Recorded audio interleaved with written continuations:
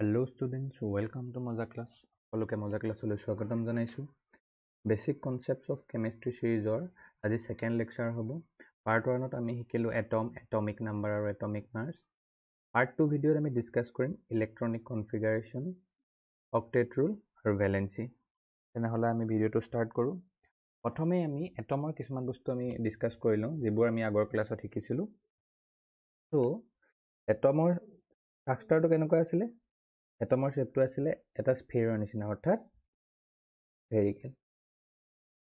আৰু এটমৰ ইনসাইডত কিছুমান সৰু সৰু পাৰ্টিকলছ আছিল যিবিলাকক আমি কৈছিলো সাবএটমিক পাৰ্টিকলছ। আৰু সাবএটমিক পাৰ্টিকলছ কেইটা টাইপৰ আছিল? সাবএটমিক পাৰ্টিকলছ আছিল তিনিটা টাইপৰ।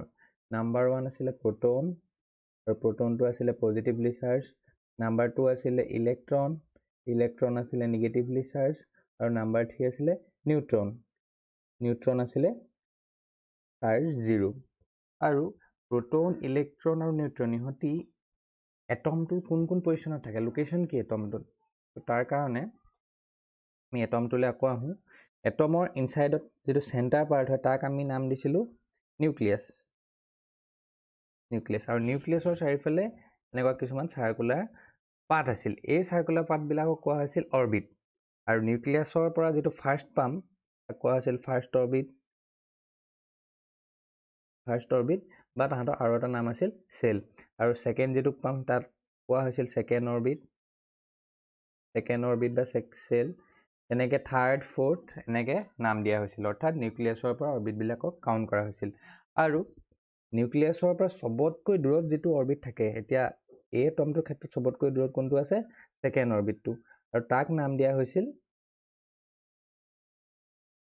আউটাৰ মোষ্ট অৰবিট, বা কেতিয়াবা কোৱা আছিল তাক ভেলেন্স অৰবিট। এতিয়া প্ৰোটন আৰু নিউট্ৰন আছিলে নিউক্লিয়াছৰ ভিতৰত। প্ৰোটনটোক আমি পজিটিভ বুলি দিলো, নিউট্ৰনটোক নিগেটিভ বুলি দিলো। আৰু ইহঁতি ক'ত আছে দেখিলানে? ইহঁতি আছে নিউক্লিয়াছৰ ভিতৰত। আৰু ইলেক্ট্ৰনখিনি কি কৰিব? আৰু ইলেক্ট্ৰনখিনি নিগেটিভলি চাৰ্জ, আৰু ইহঁতি এই যিবিলাক অৰবিট আছে অৰবিট বিলাকত ইহঁতি ৰিভলভ কৰি থাকে, অৰ্থাৎ ঘূৰি থাকে এনেকে। এতিয়া ইয়াতে এটা প্ৰব্লেমটো হ'ল কি ইলেক্ট্ৰনখিনি কেনেকৈ ডিস্ট্ৰিবিউট হৈ থাকে? এটা অৰবিটতে গোটেই ইলেক্ট্ৰনখিনি ডিস্ট্ৰিবিউট হৈ থাকে নে দুটা অৰবিট লাগিব নে তিনিটা অৰবিট লাগিব? তো হেতুক লৈ এটা প্ৰব্লেম ক্ৰিয়েট হ'ল। তো প্ৰব্লেমটো এনেকুৱা ধৰণৰ হ'ল, এটা আমি যদি ডিসকাস কৰোঁ, ধৰা হ'ল আমি লিথিয়ামৰ কথা কনসিডাৰ কৰিছোঁ।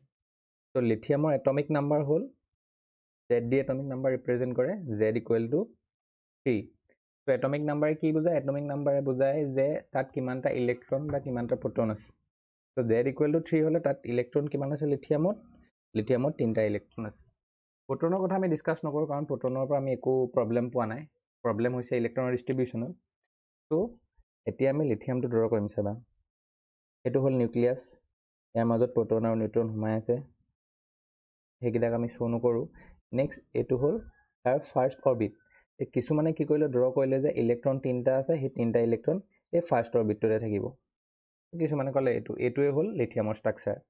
আৰু আন কিছুমানে ক'লে যে এইটো হ'ল নিউক্লিয়াছ, এইটো হ'ল ফাৰ্স্ট অৰবিট।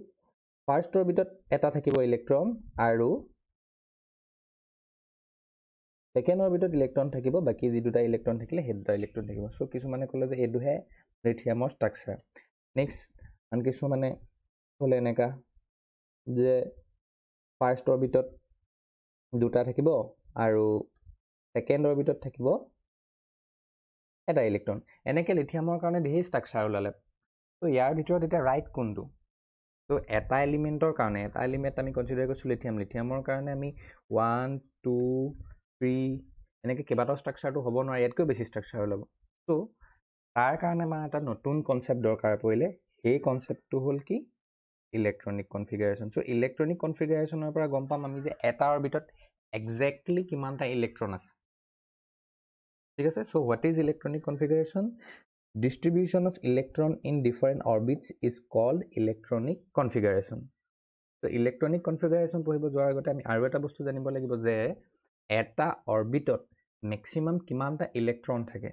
তো চোৱা, maximum number of electron in an orbit equals to 2n², মানে এটা অৰবিটত 2n স্কোয়াৰ ইমানটা মেক্সিমাম ইলেক্ট্ৰন থাকিব পাৰে আৰু ইয়াৰ nটো কি হয় n is the number of orbit as counted from the nucleus অৰ্থাৎ আমি যিটো অৰবিটৰ কাৰণে আমি ইলেক্ট্ৰনটো উলিয়াব গৈ আছো যে ধৰা হল আমি ফাৰ্স্ট অৰবিটৰ কাৰণে উলিয়াব গৈ আছো যে ফাৰ্স্ট অৰবিটত মেক্সিমাম কিমানটা ইলেক্ট্ৰন থাকিব পাৰে সো কি হ'ব 2n স্কোয়াৰ nৰ জায়গাত 1 পুট কৰি দিলা 2 অৰ্থাৎ ফাৰ্স্ট অৰবিটত মেক্সিমাম 2 ইলেক্ট্ৰন থাকিব পাৰে তো টুটকে কমও থাকিব পাৰে টুটকে বেছি থাকিব নোৱাৰে তেনেকৈ সেকেন্ড অৰবিটৰ কাৰণে যদি চোৱা 2n স্কোয়াৰ nৰ জায়গাত 2 পুট কৰি দিয়া 2 into 2 square 2 into 4 equals to 8 অৰ্থাৎ সেকেন্ড অৰবিটত মেক্সিমাম 8 ইলেক্ট্ৰনছ থাকিব পাৰে 8তকৈ বেছি থাকিব নোৱাৰে কিন্তু 8তকৈ হয়তো কম থাকিব পাৰিব ঠিক আছে তেনেকৈ থাৰ্ড অৰবিটত চোৱা 2 into 3 স্কোয়াৰ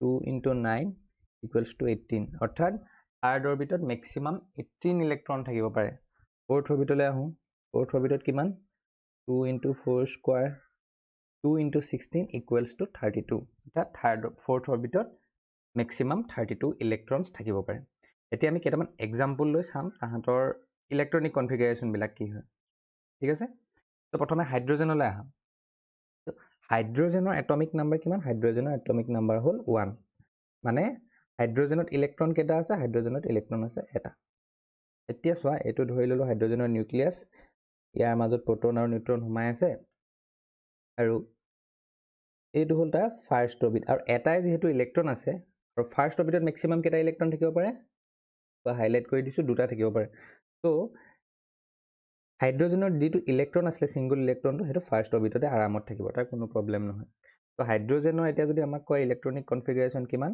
ইলেক্ট্ৰনিক কনফিগাৰেশ্যন হ'ব ফাৰ্স্ট অৰবিটত এটা ইলেক্ট্ৰন আছে সো 1 লিখিলো ব্ৰেকেট ক্লোজ কৰি দিলা এইটো হ'ল হাইড্ৰজেনৰ ইলেক্ট্ৰনিক কনফিগাৰেশ্যন নেক্সট আহিম বেৰিলিয়ামলৈ বেৰিলিয়ামৰ এটমিক নাম্বাৰ হ'ল 4 তো এটমিক নাম্বাৰ 4 মানে কি তাত ইলেক্ট্ৰন কেইটা আছে 4 ইলেক্ট্ৰনছ আছে তো ধৰি ললো এইটো নিউক্লিয়াছ ইয়াত প্ৰোটন আৰু নিউট্ৰনখিনি সোমাই আছে এইটো হ'ল ফাৰ্স্ট অৰবিটত মেক্সিমাম দুটা ইলেক্ট্ৰন থাকিব পাৰে সো দুটা ইলেক্ট্ৰন দি দিলো তো 4 ইলেক্ট্ৰনছৰ 2 ইলেক্ট্ৰনছ গুচি গ'ল বাকি কেইটা থাকিলে 2 ইলেক্ট্ৰনছ থাকিলে তো নেক্সট হে যি দুটা ইলেক্ট্ৰন বাকি থাকিলে এই দুটা সেকেন্ড অৰবিটত গুচি গ'ল কাৰণ সেকেন্ড অৰবিটত মেক্সিমাম কিমান থাকিব পাৰে 8 ইলেক্ট্ৰনছলৈকে থাকিব পাৰে সো 2 ইলেক্ট্ৰনছটো আৰামত এডজাষ্ট কৰিব পাৰিব হয়নে তো এতিয়া বেৰিলিয়ামৰ ইলেক্ট্ৰনিক কনফিগাৰেশ্যনটো কি হ'ব বেৰিলিয়ামৰ ইলেক্ট্ৰনিক কনফিগাৰেশ্যনটো হ'ব ফাৰ্স্ট অৰবিটত কেইটা আছে চোৱা 1 2 সো 2 লিখিলা কমা দিলা সেকেন্ড অৰবিটত কিমান আছে চোৱা 1 2 2 লিখিলা ব্ৰেকেট ক্লোজ এইটোৱে হ'ল বেৰিলিয়ামৰ ইলেক্ট্ৰনিক কনফিগাৰেশ্যন এতিয়া আমি সোডিয়ামৰ চাওঁ সোডিয়ামৰ এটমিক নাম্বাৰ হ'ল 11 অৰ্থাৎ সোডিয়ামত ইলেক্ট্ৰন আছে 11টা ঠিক আছে এইটো ধৰি ললো তাৰ নিউক্লিয়াছ ইয়াত সোমাই আছে প্ৰোটন আৰু নিউট্ৰনছ বিলাক তাৰপিছত আমি ফাৰ্স্ট অৰবিটটো ড্ৰ কৰিলো ফাৰ্স্ট অৰবিটত মেক্সিমাম দুটা থাকিব পাৰে সো দুটা ইলেক্ট্ৰন আমি দি দিওঁ 1 2 ইলেক্ট্ৰন সো 11ৰ পৰা 2 ইলেক্ট্ৰনছ গুচি গ'ল 9 ইলেক্ট্ৰনছ বাকি থাকিলে এতিয়া আমি সেকেন্ড অৰবিটটো ড্ৰ কৰিলো এইটো হ'ল সেকেন্ড অৰবিট তো সেকেন্ড অৰবিটত মেক্সিমাম কিমান থাকিব পাৰে ইয়াত চোৱা 8 ইলেক্ট্ৰনছ সো 9 ইলেক্ট্ৰনৰ 8 ইলেক্ট্ৰনছ আমি দি দিওঁ 1 2 3 4 5 6 7 8 ইলেক্ট্ৰনছ আমি দি দিলো তো 9 ইলেক্ট্ৰনৰ 8 ইলেক্ট্ৰন গুচি গ'ল বাকি থাকিলে কিমান 1 ইলেক্ট্ৰন তো ইয়াৰ কাৰণে থাৰ্ড অৰবিটটো লাগিব আৰু থাৰ্ড অৰবিটত কেইটা ইলেক্ট্ৰন থাকিব অকল এটা ইলেক্ট্ৰন থাকিব তো ইয়াৰ ইলেক্ট্ৰনিক কনফিগাৰেশ্যনটো আমি এতিয়া কেনেকৈ লিখিম তো ফাৰ্স্ট অৰবিটত কেইটা আছে কাউন্ট কৰা 1 2 তো 2 লিখিলো কমা সেকেন্ড অৰবিটত কিমান আছে 1 2 3 4 5 6 7 8 ইলেক্ট্ৰনছ আছে তো 8 কমা থাৰ্ড অৰবিটত কিমান আছে থাৰ্ড অৰবিটত অনলি 1 ইলেক্ট্ৰন আছে 1 ব্ৰেকেট ক্লোজ তো এইটো হ'ব সোডিয়ামৰ ইলেক্ট্ৰনিক কনফিগাৰেশ্যন ঠিক আছে ওকে এতিয়া আমি নেক্সট এটা কনসেপ্টত যাম এটো হ'ব chemical stability octet and duplet rule এতিয়া চোৱা তোমালোকক যদি হুদে যে স্টেবল আনস্টেবল এইবিলাক বস্তুটো আমি পাই আছো নাই পাই থাকোঁ কেমিষ্ট্ৰিত। চ' তোমালোকক ধৰা সুধিলে যে এইকেইটা এলিমেণ্ট তোমালোকক দিয়া হ'ল হিলিয়াম, নিয়ন, আৰ্গন, সোডিয়াম, ক্লৰিন আৰু মেগনেছিয়াম। এতিয়া তোমালোকক সোধা হ'ল যে এইকেইটাৰ ভিতৰত কোনকেইটাই ৰিয়েকশ্যনত পাৰ্ট ল'ব আৰু কোনকেইটাই ৰিয়েকশ্যনত পাৰ্ট নলয়, অৰ্থাৎ কোনকেইটা ষ্টেবল আৰু কোনকেইটা আনষ্টেবল। তো তোমালোকৰ আনচাৰটো হ'ব যে হিলিয়াম, নিয়ন, আৰ্গন এইকেইটা হ'ল ষ্টেবল আৰু সোডিয়াম, ক্লৰিন আৰু মেগনেছিয়াম ইহঁতি হ'ল আনষ্টেবল। এতিয়া ষ্টেবল বুলি কেনেকৈ গম পালোঁ, আনষ্টেবল বুলি কেনেকৈ গম পালোঁ? সেইটো গম পাবৰ কাৰণে আমি দুটা ৰুল জানিব লাগিব। সেই ৰুলকেইটা হ'ল কি? Octet rule. দুটা ৰুল জানিব লাগিব। সেই দুটা ৰুল হ'ল কি? অক্টেট ৰুল আৰু ডিপ্লেট ৰুল। তো অক্টেট ৰুল আৰু ডুপ্লেট ৰুলৰ পৰা আমি কি গম পাম? অক্টেট ৰুল আৰু ডুপ্লেট ৰুলৰ পৰা গম পাম যে কোনোবা এটা এলিমেণ্ট ষ্টেবল হয় নে নহয়। আৰু সেই ৰিয়েকশ্যনটো যদিহে আনষ্টেবল হয় সি কি হ'ব? সি ৰিয়েকশ্যনত পাৰ্ট ল'ব। ৰিয়েকশ্যনত পাৰ্ট ল'ব আৰু যদি সি ষ্টেবল হয় সি কোনো ৰিয়েকশ্যনত পাৰ্ট নলয়। তো সেই গোটেই কথাখিনি আমি জানিবৰ কাৰণে অক্টেট আৰু ডুপ্লেট ৰুলটো আমি গম পাব লাগিব। তো প্ৰথমে অক্টেট ৰুল আৰু ডুপ্লেট ৰুল পঢ়াৰ আগত আমি এটা কাহানী চাই লওঁ। কাহানীটো ভালকৈ তোমালোকে শুনিবা। এইখন দেখিছা?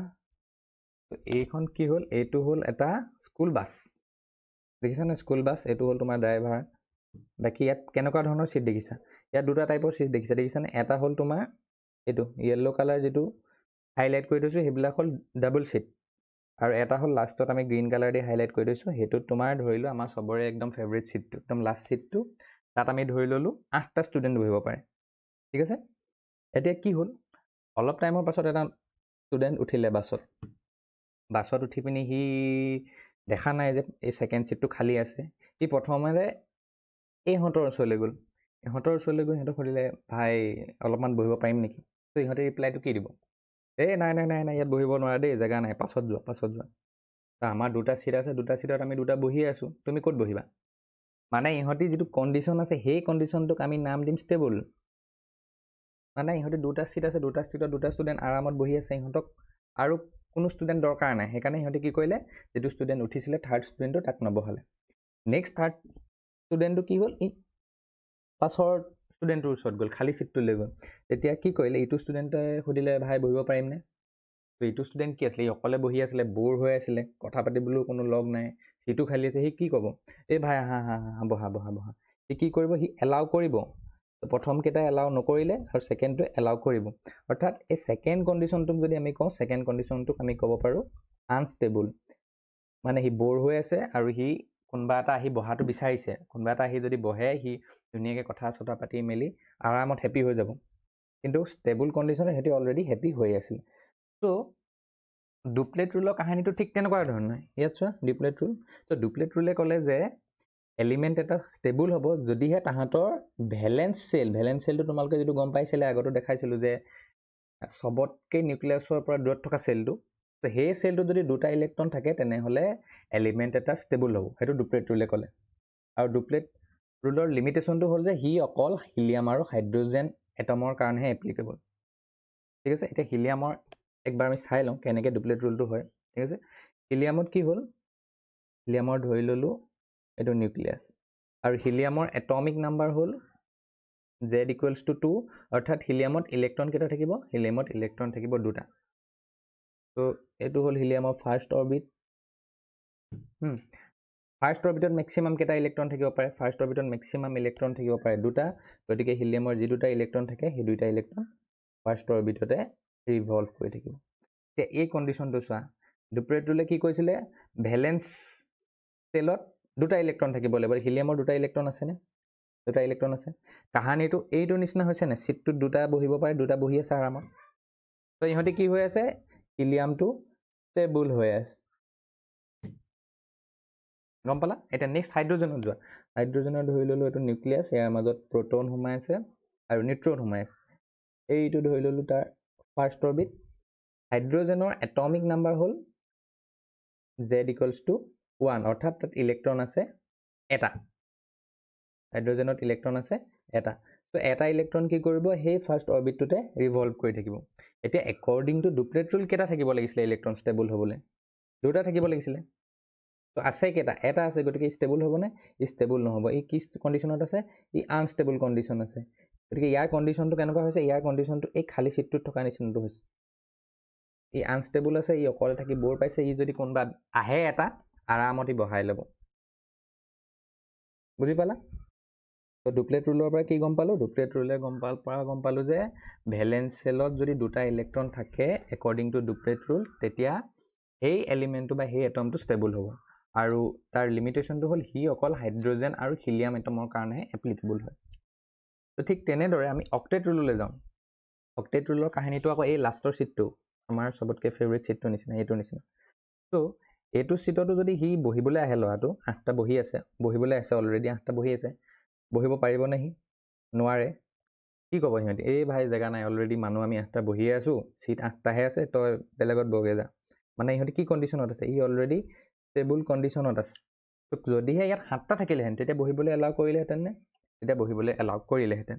তো অক্টেট ৰুলৰ কাহিনীটো ঠিক তেনেকুৱাই। অক্টেট ৰুলে কি কয় যে ভেলেন্স চেলত যদি 8টা ইলেক্ট্ৰন থাকে, 8 ইলেক্ট্ৰনছ থাকে, তেতিয়াহে এটা এলিমেণ্ট বা এটা এটম ষ্টেবল হ'ব।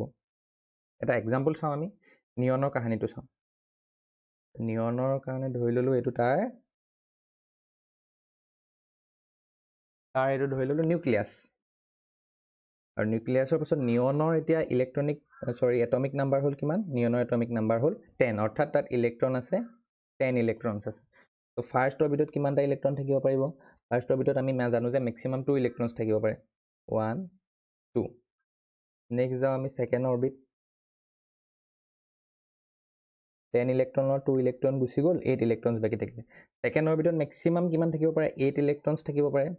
তো আমি কেইটা ডিষ্ট্ৰিবিউট কৰিবলৈ বাকী আছে? 8 ইলেক্ট্ৰনছ। গতিকে 8 ইলেক্ট্ৰনছ ডিষ্ট্ৰিবিউট কৰি দিওঁ, 1 2 3 4 5 6 7 8। এতিয়া একৰ্ডিং টু অক্টেট ৰুলছ 8টা ইলেক্ট্ৰন থাকিব পাৰে ভেলেন্স চেলত, আৰু নিয়নৰো কেইটা আছে? নিয়নৰো 8 ইলেক্ট্ৰনছ আছে, 1 2 3 4 5 6 7 8। কাহিনীটো এই লাষ্টৰ চিটটোৰ নিচিনা হৈছেনে? 8টা ষ্টুডেণ্ট বহিব পাৰে, 8টা ষ্টুডেণ্ট বহি আছে আৰামত। গতিকে সি কাৰোবাক এলাউ কৰিবনে বহিবলৈ? কেতিয়াও নকৰে। তো এই কণ্ডিশ্যনটোক আমি কি বুলি ক'ম? ইয়াক ক'ম আমি ষ্টেবল, অৰ্থাৎ নিয়নটো ষ্টেবল হৈ আছে। এতিয়া আমি ছডিয়ামক চাবা। ছডিয়ামৰ আৰু এটা এক্সাম্পল লওঁ, ছডিয়ামৰ এটমিক নাম্বাৰ Z = হ'ল 11। তো ইয়াত ইলেক্ট্ৰন আছে 11টা। ধৰি ল'লো এইটো তাৰ নিউক্লিয়াছ। নিউক্লিয়াছৰ মাজত প্ৰ'টন আৰু নিউট্ৰনখিনি সোমাই আছে। এইটো হ'ল তাৰ ফাৰ্ষ্ট অৰ্বিট। ফাৰ্ষ্ট অৰ্বিটত আমি জানো যে মেক্সিমাম 2 ইলেক্ট্ৰনছ থাকিব পাৰে, চ' 1 2 ইলেক্ট্ৰনছ দি দিলোঁ। নেক্সট ছেকেণ্ড অৰ্বিটত গ'লোঁ।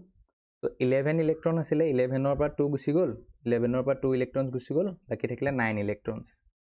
আৰু ছেকেণ্ড অৰ্বিটত আমি মেক্সিমাম কিমান দিব পাৰোঁ? 8 ইলেক্ট্ৰনছ দিব পাৰোঁ। চ' 8 ইলেক্ট্ৰনছ দি দিওঁ, 1 2 3 4 5 6 7 8 8 ইলেক্ট্ৰনছ দি দিলোঁ।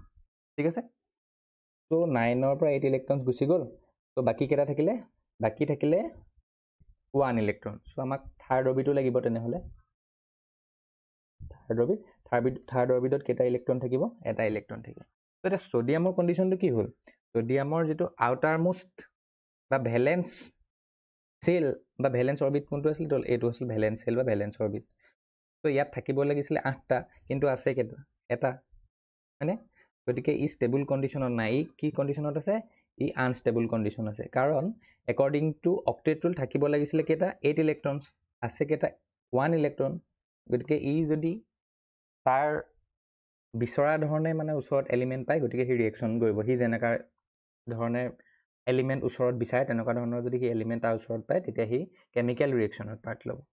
বুজিলা? এইখিনিতে আমি আৰু এটা বস্তু ডিছকাছ কৰিম। এতিয়া নিয়নৰ দেখিলে নিয়নৰ ছেকেণ্ড চেলত মেক্সিমাম থাকিব পাৰে 8 ইলেক্ট্ৰন। তো ইয়াত 8 ইলেক্ট্ৰন দি দিলোঁ, ই ষ্টেবল হৈ গ'ল। কিন্তু কেতিয়াবা এনেকুৱা কিছুমানো কাহিনী পাবা, ধৰা আৰ্গনৰ এটমিক নাম্বাৰ হ'ল 18, অৰ্থাৎ আৰ্গনত ইলেক্ট্ৰন আছে 18টা।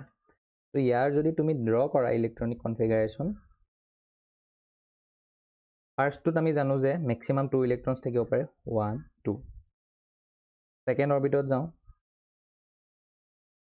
18ৰ পৰা 2 ইলেক্ট্ৰন গুচি গ'ল, থাকিলে কিমান থাকিলে? 16 ইলেক্ট্ৰন। ছেকেণ্ড অৰ্বিটত থাকিব পাৰে মেক্সিমাম 8 ইলেক্ট্ৰন, চ' 8 ইলেক্ট্ৰন দি দিলোঁ, 1 2 3 4 5 6 7 8।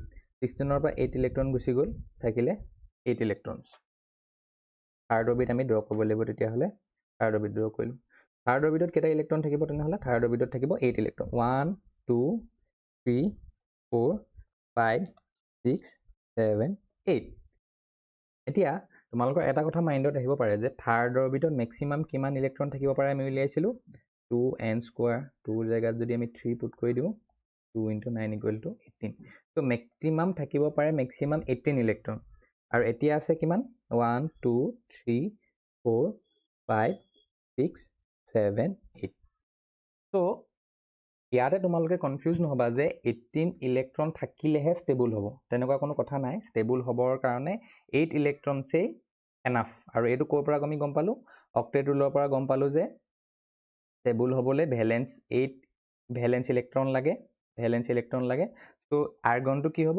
আৰ্গনটো তেনেহ'লে হ'ব ষ্টেবল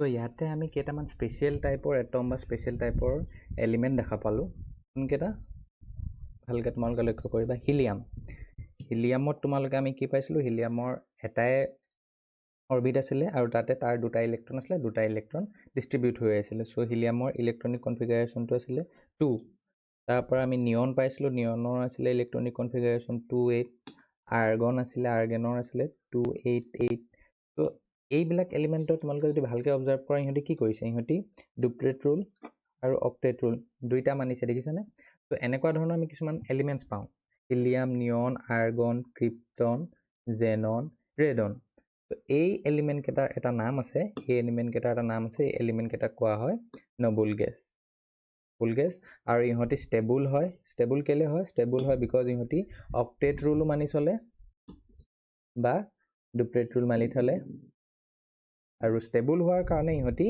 ৰিয়েকশ্যনত পাৰ্ট নলয় ঠিক আছে অ'কে এতিয়া আমি নেক্সট এটা কনচেপ্টত যাম চ' আমি এতিয়া ষ্টেবল আৰু আনষ্টেবল এলিমেণ্টৰ কথা পাতি আছোঁ চ' এতিয়া আনষ্টেবল এলিমেণ্টখিনিয়ে ৰিয়েকশ্যনত পাৰ্ট লৈ আমি গম পালোঁ চ' কেনেকৈ ৰিয়েকশ্যনত পাৰ্ট লয় চ' ইহঁতে ৰিয়েকশ্যনত পাৰ্ট কেনেকৈ লয় তাৰ এটা আমি এক্সাম্পল চাওঁ চ' ইয়াত চাইছোঁ প্ৰথমতে আমি ছ'ডিয়াম ল'লোঁ আৰু এফালে আমি ক্লৰিন দেখাইছোঁ ছ'ডিয়ামৰ এটমিক নাম্বাৰ হ'ল 11 অৰ্থাৎ ছ'ডিয়ামত 11টা প্ৰটন থাকে 11টা ইলেক্ট্ৰন থাকে ফাৰ্ষ্ট অৰবিটত মেক্সিমাম 2 ইলেক্ট্ৰন থাকিব পাৰে 2 ইলেক্ট্ৰন ভৰাই দিলোঁ আৰু যিটো আমি নিউক্লিয়াছটো আমি এনেকৈ ডাৰ্ক কৰি লৈছোঁ মানে আমি প্ৰটনখিনি আৰু নিউট্ৰনখিনি আমি শ্ব' কৰা নাই ত' ফাৰ্ষ্ট অৰবিটত আমি 2 ইলেক্ট্ৰন দি দিলোঁ ত' বাকী কেইটা থাকিলে 11ৰ পৰা 2 গুচি গ'ল বাকী থাকিলে 9 ছেকেণ্ড অৰবিটত আমি মেক্সিমাম 8 দিব পাৰোঁ 8 ইলেক্ট্ৰন দি দিওঁ 1 2 3 4 5 6 7 8 ইলেক্ট্ৰন দি দিলোঁ 8 ইলেক্ট্ৰন দি দিলোঁ এটা ইলেক্ট্ৰন বাকী থাকিলে 1 ইলেক্ট্ৰন বাকী থাকিলে ত' সেই 1 ইলেক্ট্ৰনটো থাৰ্ড অৰবিটত দি দিলোঁ ত' ছ'ডিয়ামৰ ইলেক্ট্ৰনিক কনফিগাৰেশ্যন কি হ'ব ফাৰ্ষ্ট অৰবিটত 2 ইলেক্ট্ৰন কমা ছেকেণ্ড অৰবিটত 8 ইলেক্ট্ৰন থাৰ্ড অৰবিটত 1 ইলেক্ট্ৰন এইটো হ'ল ছ'ডিয়ামৰ ইলেক্ট্ৰনিক কনফিগাৰেশ্যন যেনেকৈ আমি ক্লৰিনলৈ যাওঁ ক্লৰিনৰ এটমিক নাম্বাৰ হ'ল 17 অৰ্থাৎ ক্লৰিনত প্ৰটন 17টা থাকে ইলেক্ট্ৰন 17টা থাকে ঠিক আছে তো ফাৰ্ষ্ট অৰবিটত কেইটা ইলেক্ট্ৰন থাকিব ফাৰ্ষ্ট অৰবিটত মেক্সিমাম 2 ইলেক্ট্ৰন দিব পাৰোঁ ত' 2 ইলেক্ট্ৰন আমি দি দিলোঁ ফাৰ্ষ্ট অৰবিটত 17ৰ পৰা 2 ইলেক্ট্ৰন দি দিলোঁ বাকী কিমান থাকিলে 15 থাকিলে ত' ছেকেণ্ড অৰবিটত আমি দি দিব পাৰোঁ 8 ইলেক্ট্ৰন দি দিওঁ 1 2 3 4 5 6 7 8 8 ইলেক্ট্ৰন দি দিলোঁ বাকী কেইটা থাকিলে 7 ইলেক্ট্ৰন বাকী থাকিলে চ' 7 ইলেক্ট্ৰনৰ কাৰণে আমাক মানে আৰু এটা অৰবিট লাগিব আৰু এটা অৰবিট ড্ৰ কৰি ল'লোঁ লাষ্ট অৰবিটত কেইটা ইলেক্ট্ৰন থাকিব 7 ইলেক্ট্ৰন থাকিব লাগিব 1 2 3 4 5 6 7 চ' ইয়াৰ ইলেক্ট্ৰনিক কনফিগাৰেশ্যনটো কি হ'ব ইলেক্ট্ৰনিক কনফিগাৰেশ্যনটো হ'ব ফাৰ্ষ্ট অৰবিটত 2 ইলেক্ট্ৰনছ ছেকেণ্ড অৰবিটত 8 ইলেক্ট্ৰনছ আৰু থাৰ্ড অৰবিটত হ'ল 7 ইলেক্ট্ৰনছ 2, 8, 7 এইটো হ'ল ক্লৰিনৰ ইলেক্ট্ৰনিক কনফিগাৰেশ্যন এতিয়া দুইটাতে আমি যদি ভালকৈ চাওঁ ছ'ডিয়ামটো ষ্টেবল হয়নে ছ'ডিয়ামটো ষ্টেবল নহয় কাৰণ ছ'ডিয়ামৰ যিটো আউটাৰমষ্ট চেল আছিলে এইটো হ'ল তাৰ আউটাৰমষ্ট চেল বা ভেলেন্স চেল চ' এই ভেলেন্স চেলত তাৰ ইলেক্ট্ৰন কেইটা আছে অনলি 1 ইলেক্ট্ৰন আছে যদি ষ্টেবল হ'বলৈ হ'লহেঁতেন তাক কেইটা লাগিলেহেঁতেন ইলেক্ট্ৰন 8টা ইলেক্ট্ৰন থাকিব লাগিলেহেঁতেন চ' এই ষ্টেবল হ'বলৈ নেক্সট কাম কি হ'ব এই দুটাই কাম কৰিব পাৰে আইদাৰ সি যিটো এটা ইলেক্ট্ৰন আছে সেই 1 ইলেক্ট্ৰনটো লছ কৰিব পাৰে বা এই 1 ইলেক্ট্ৰনটো যদি লছ কৰি দিয়ে কি হৈ গ'ল তেনে যদি লছ কৰি দিয়ে কি হৈ গ'ল তেন 2 8 তেতিয়া ই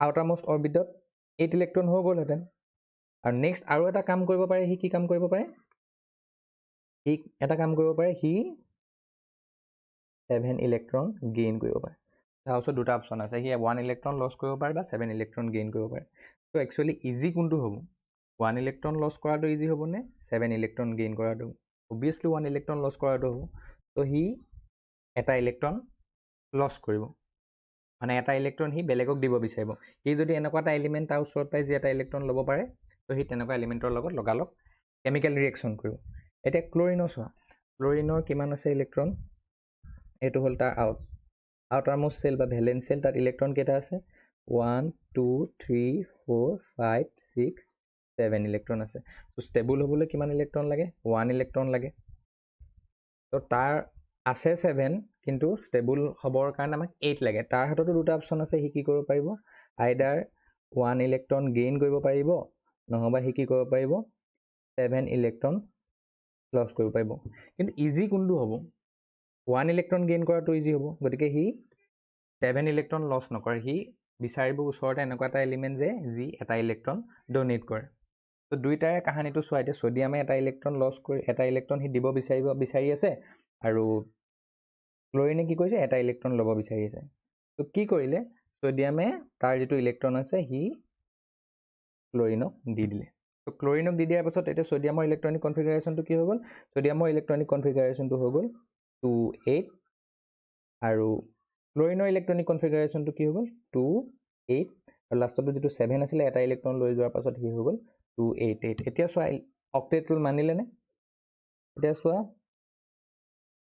আউটাৰমোষ্ট সেলত 8 ইলেক্ট্ৰন হৈ গ'ল আউটাৰমোষ্ট সেলত 8 ইলেক্ট্ৰন হৈ গ'ল সো অক্টেট ৰুল মানিলে মানে দুইটা ষ্টেবল হৈ গ'ল আৰু দুইটা কম্বাইন হৈ যিটো বনাব ইহঁতি দুইটাই কম্বাইন হৈ ফৰ্ম কৰিব NaCl যিটো হ'ল কমন সল্ট আমি যিটো ঘৰত সল্ট খাওঁ সেইটো হ'ল NaCl আৰু সোডিয়াম আৰু ক্লৰিন মিলি NaCl বনালে কেলে বনালে মেইন ইহঁতি ষ্টেবল হ'ব বিচাৰিলে ষ্টেবল হ'বৰ কাৰণে ইটোৱে সিটোৰ লগত ৰিয়েক্ট কৰিলে ৰিয়েক্ট কৰি পিনি সোডিয়াম ক্লৰাইড ফৰ্ম কৰিলে ঠিক আছে তো ইয়াত আমি দেখালোঁ যে এটা এলিমেণ্টে আন এটা এলিমেণ্টৰ লগত ইলেক্ট্ৰন ডনেট কৰি কেনেকৈ ৰিয়েকশ্যনত পাৰ্ট ল'লে তো সদায় যে ডনেট কৰি ৰিয়েকশ্যন কৰিব তেনেকুৱা নহয় কেতিয়াবা দুটা এলিমেণ্টৰ মাজত দুটা এটমৰ মাজত ইলেক্ট্ৰন শ্বেয়াৰ হয় তো তেনেকৈও কেমিকেল ৰিয়েকশ্যন হ'ব পাৰে চ' এইবিলাক তোমালোকে হায়াৰ ক্লাছত পাবা হয়নে তো এতিয়া আৰু এটা কাহিনী ইয়াত আমি চাম চাবা তোমালোকে আৰু এটা কনচেপ্ট আমি ডিছকাছ কৰোঁ তো বিফৰ লুজিং ইলেক্ট্ৰনটো লছ কৰাৰ আগতে সোডিয়ামৰ প্ৰটন কিমান আছিল চ' প্ৰটন কিমান আছিলে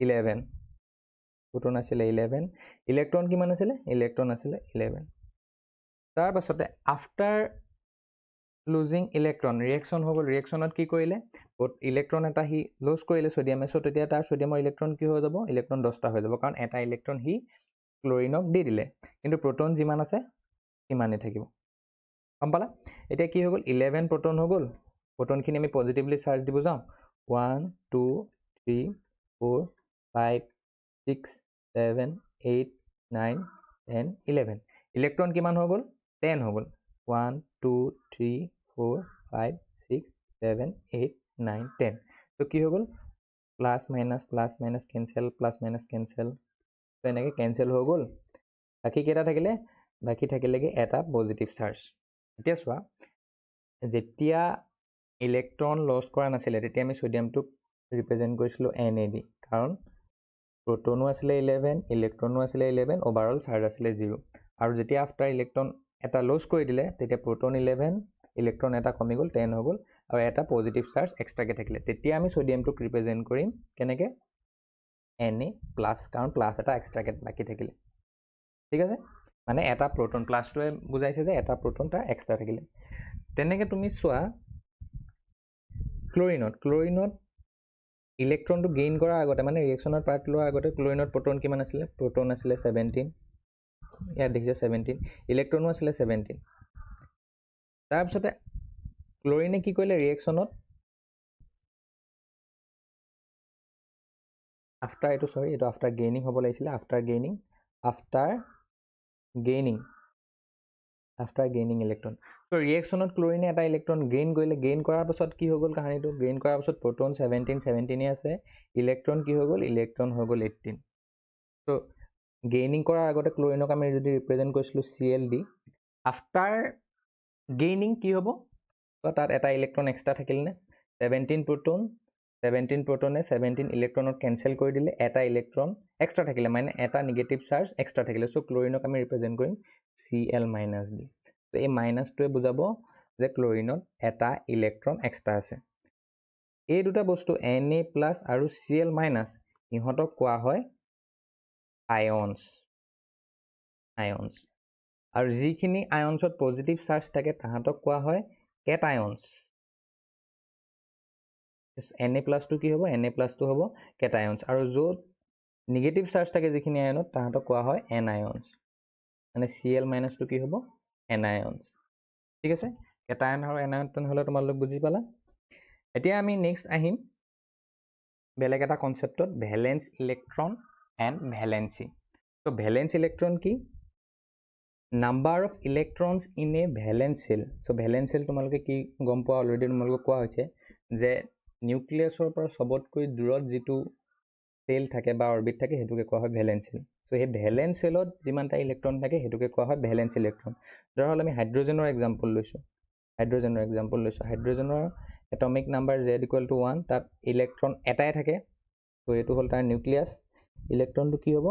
ইলেক্ট্ৰনটো যেটো ফাৰ্স্ট অৰবিট থাকিব হেতুৱে থাকিব। তো ইহঁতৰ এটাই অৰবিট আছে হাইড্ৰোজেনৰ, আৰু সেই অৰবিটটোৱে কি হ'ব? সেই অৰবিটটোৱে হ'ব তাৰ ভ্যালেন্স অৰবিট। তো এই ভ্যালেন্স অৰবিটত কেটা ইলেক্ট্ৰন আছে? এটা ইলেক্ট্ৰন আছে। গতিকে হাইড্ৰোজেনৰ ভ্যালেন্স ইলেক্ট্ৰন কিমান হ'ব? 1। যদি তেনেকে আমি সোডিয়ামৰ চাবলৈ যাওঁ, সোডিয়ামৰ এটমিক নাম্বাৰ হল 11, তাত ইলেক্ট্ৰন থাকে 11টা। সো এটো হল তাৰ নিউক্লিয়াছ। ফাৰ্স্ট অৰবিটত থাকিব 2 ইলেক্ট্ৰন দি দিলো 1 2। সেকেন্ড অৰবিটত থাকিব 8 ইলেক্ট্ৰনস 1 2 3 4 5 6 7 8। এটা ইলেক্ট্ৰন বাকি থাকিলে তাৰ কাৰণ আমি আৰু এটা অৰবিট লাগিব, সেই অৰবিটটোত আমি দি দিলো এটা ইলেক্ট্ৰন। তো নিউক্লিয়াছৰ পৰা সবতকৈ দূৰত কোনটো অৰবিট আছে? এই অৰবিটটো আছে, থাৰ্ড অৰবিটটো আছে। এই যেটো থাৰ্ড অৰবিট থাকিলে এই থাৰ্ড অৰবিটটোকে আমি কি বুলি কওঁ? থাৰ্ড অৰবিটটোকে আমি কওঁ ভ্যালেন্স অৰবিট। হাইড্ৰোজেনৰ কাৰণে ফাৰ্স্ট অৰবিটটোৱে আছিল ভ্যালেন্স অৰবিট, কাৰণ ওৱান এণ্ড অনলি এটা অৰবিট আছিল আৰু নিউক্লিয়াছৰ পৰা সবতকৈ দূৰত থকা অৰবিট আছিল হেতুৱে। তো সেই ফাৰ্স্ট অৰবিটটোকে আমি কৈছিলো ভ্যালেন্স অৰবিট বুলি। কিন্তু সোডিয়ামৰ ক্ষেত্ৰত আমি তিনটা অৰবিট পালো। সো নিউক্লিয়াছৰ পৰা সবতকৈ দূৰত থকা অৰবিটটো আছিল থাৰ্ড অৰবিটটো, আৰু থাৰ্ড অৰবিটটোকে কৈছিলো আমি ভ্যালেন্স অৰবিট। ভ্যালেন্স অৰবিটত কেটা ইলেক্ট্ৰন আছে চোৱা? 1 ইলেক্ট্ৰন। সো সোডিয়ামৰ ভ্যালেন্স ইলেক্ট্ৰন কিমান হ'ব তেনেহলে? 1। ঠিক আছে? নেক্সট আহিম ভ্যালেন্সি। ভ্যালেন্সি কি হয়? তো ভ্যালেন্সিটো হল কম্বাইনিং ক্যাপাসিটি অফ এলিমেন্ট, বা আমি আৰু এটা এনেকে ক'ব পাৰো যে number of electrons donated accepted or share, হেতুৱে হল ভ্যালেন্সি। তো অকমান বুজি লওঁ কি হয় বস্তুটো। এতিয়া ধৰা হল সোডিয়ামৰ আমি কি পাইছিলো? সোডিয়ামৰ ইলেক্ট্ৰনিক কনফিগাৰেশন পাইছিলো 281। তো 281 হি ষ্টেবল হয় নে? হি ষ্টেবল নহয়, হি কি হয়? আনষ্টেবল হয়। কেলে আনষ্টেবল হয়? হি অক্টেট ৰুল ফুলফিল কৰা নাই। তো অক্টেট ৰুল ফুলফিল কৰিলে তাৰ ওচৰত দুটা অপচন আছে। এটা হল তুমি যেটো লাষ্ট ইলেক্ট্ৰন আছে সেই ইলেক্ট্ৰনটোক এৰি দিয়া, বা হি 7 ইলেক্ট্ৰনস গেইন কৰা, 7টা ইলেক্ট্ৰন গেইন কৰা। তো এটা ইলেক্ট্ৰন যদি হি এৰি দিলে কি হৈ যাব? এটা ইলেক্ট্ৰন এৰি দিলে 28 হৈ যাব, তেতিয়া অক্টেট ৰুল ফুলফিল হৈ যাব। আৰু যদি 7টা ইলেক্ট্ৰন গেইন কৰে তেতিয়া 288 হৈ যাব, তেতিয়াও হি অক্টেট ৰুল ফুলফিল কৰিব। তো সোডিয়ামৰ কাৰণে ইজি কোনটো হ'ব? সোডিয়ামৰ কাৰণে ইজি হ'ব এইটোতো টান হ'ব, 7টা ইলেক্ট্ৰন গেইন কৰাটো টান হ'ব। তো সোডিয়ামে কি কৰিব? এটা ইলেক্ট্ৰন এৰি দিব। তো এটা ইলেক্ট্ৰন যেহেতু ডোনেট কৰি দিলে, ইয়াত so number of electrons donated. তো সোডিয়ামৰ ভ্যালেন্সি কি হ'ব? সোডিয়ামৰ ভ্যালেন্সি হ'ব 1। তো হেতুকে আমি আয়নিক ফৰ্মত লিখিবলৈ হলে আমি লিখো Na+। ঠিক আছে? তেনেকে আমি এলুমিনিয়ামলৈ যাম। এলুমিনিয়ামৰ ইলেক্ট্ৰনিক কনফিগাৰেশন হল 283। তো ই এতিয়া অক্টেট ৰুল ফুলফিল কৰি আছে নে? নাই কৰা, গতিকে ই কি হয়? আনষ্টেবল। তো ষ্টেবল হ'বলৈ কি কৰিব লাগিব? তাৰ ওচৰত দুটা অপচন আছে। তো আইদাৰ হি 3টা ইলেক্ট্ৰন লছ কৰিব লাগিব, লছ অফ 3 ইলেক্ট্ৰন, বা হি গেইন কৰিব লাগিব 5টা ইলেক্ট্ৰন। 3টা ইলেক্ট্ৰন লছ কৰিলে কি হয়? 28 হৈ যায়, ষ্টেবল হৈ যাব। আৰু 5টা ইলেক্ট্ৰন গেইন কৰিলে কি হ'ব? 288 হৈ যাব, তেতিয়াও হি ষ্টেবল হ'ব। এতিয়া কোনটো তাৰ কাৰণে ইজি হ'ব? এইটো ইজি হ'ব, 3টা ইলেক্ট্ৰন লছ কৰাটো। 5টা ইলেক্ট্ৰন গেইন কৰাটো তাৰ কাৰণে টান হ'ব। যিহেতু সি 3টা ইলেক্ট্ৰন লছ কৰি দিব, ডনেট কৰি দিব, চ' তাৰ ভেলেঞ্চি কি হৈ যাব? ভেলেঞ্চি হৈ যাব 3। ত' আমি তাক যদি আমি আয়নিক ফৰ্মত লিখিব খোজোঁ, কেনেকৈ লিখিম? Al3+। ডনেট কৰিলে সদায় মনত ৰাখিবা, ডনেট কৰিলে আমি প্লাছ লিখোঁ, আৰু যেতিয়া একচেপ্ট কৰে তেতিয়া আমি মাইনাছ লিখোঁ। ক্লৰিনলৈ আহিলোঁ। ক্লৰিনৰ ইলেক্ট্ৰনিক কনফিগাৰেশ্যন হ'ল 287। সি ষ্টেবল আছেনে? ষ্টেবল নাই। কেলে নাই? কাৰণ সি অক্টেট ৰুল ফুলফিল কৰি থোৱা নাই। ত' সি ষ্টেবল হ'বলৈ তাৰ ওচৰতো দুটা অপশ্যন আছে। সি এটা ইলেক্ট্ৰন গেইন কৰিব লাগিব। এটা ইলেক্ট্ৰন গেইন কৰিলে কি হৈ যাব? এটা ইলেক্ট্ৰন সি গেইন কৰিলে হৈ যাব 288, ষ্টেবল হৈ যাব। বা সি 7টা ইলেক্ট্ৰন লছ কৰিব লাগিব। 7টা ইলেক্ট্ৰন লছ কৰিলে সি হৈ যাব 28, তেতিয়াও সি ষ্টেবল হ'ব। কিন্তু তাৰ কাৰণে ইজি কোন হ'ব? অবভিয়াছলি এটা ইলেক্ট্ৰন গেইন কৰাটো ইজি হ'ব। 7টা ইলেক্ট্ৰনটো লছ কৰাটো বহুত টান হ'ব। গতিকে সি কি কৰিব? এটা ইলেক্ট্ৰন গেইন কৰিলে মানে কি কৰিলে? একচেপ্ট কৰিলে। তো সেই একচেপ্ট কৰাটোৱে কি হ'ব? তাৰ ভেলেঞ্চি। যিহেতু এটা ইলেক্ট্ৰন গেইন কৰিলে বা একচেপ্ট কৰিলে ক্লৰিনে, গতিকে ক্লৰিনৰ ভেলেঞ্চি হ'ব 1। আৰু এইটোক যদি আমি আয়নিক ফৰ্মত লিখোঁ, তেতিয়া আমি লিখিম Cl-। যিহেতু গেইন কৰিলে, গেইন কৰাৰ কাৰণে আমি দিলোঁ মাইনাছ। একচেপ্ট বা গেইন কৰিলে আমি মাইনাছ দিওঁ, ডনেট কৰিলে আমি দিওঁ প্লাছ। নিয়নত চোৱা, নিয়নটো কি হৈ আছে? 28। ই অলৰেডি ষ্টেবল হৈ আছে। গতিকে এই গেইন বা একচেপ্ট কৰিবনে? নকৰে। ই গেইনো নকৰে, ই একচেপ্টো নকৰে। তো তাৰ ভেলেঞ্চি কি হ'ব? তাৰ ভেলেঞ্চি হ'ব 0। ঠিক আছে? তেনেহ'লে আজিৰ ক্লাছটোত আমি কি শিকিলোঁ? আজিৰ ক্লাছটোত আমি শিকিলোঁ ইলেক্ট্ৰনিক কনফিগাৰেশ্যন। তাৰপিছতে আমি ডিছকাছ কৰিলোঁ ষ্টেবিলিটিৰ ওপৰত। ষ্টেবিলিটিৰ কাৰণে আমি দুটা ৰুল পালোঁ, অক্টেট ৰুল আৰু ডুপ্লেট ৰুল। আৰু তাৰপাছতে আমি দেখালোঁ যে এটা আনষ্টেবল এটম বা এলিমেণ্টে কেনেকৈ ৰিয়েকশ্যনত পাৰ্ট লয়, সেইটো দেখালোঁ। তাৰপৰা একেবাৰে শেষত আমি ভেলেঞ্চি আৰু ভেলেঞ্চ ইলেক্ট্ৰন ডিছকাছ কৰিলোঁ। আৰু তেনেহ'লে আমি ক্লাছটো আজি ইয়াতে শেষ কৰোঁ। তোমালোকে যদি ক্লাছটো ভাল পালা, তেনেহ'লে আমাৰ চেনেলটো লাইক, শ্বেয়াৰ আৰু ছাবস্ক্ৰাইব কৰি দিবা। যদি আমাৰ লগত অফলাইন বা অনলাইন লাইভ ক্লাছেছত জইন কৰিব বিচাৰা, তেনেহ'লে ছাইডত ইনফৰ্মেশ্যন দিয়া আছে, কণ্টেক্ট নাম্বাৰ দিয়া আছে, তাত কণ্টেক্ট কৰিব পাৰিবা। ত' অতি সোনকালে নেক্সট ভিডিঅ'ত লগ পাম। Thank U.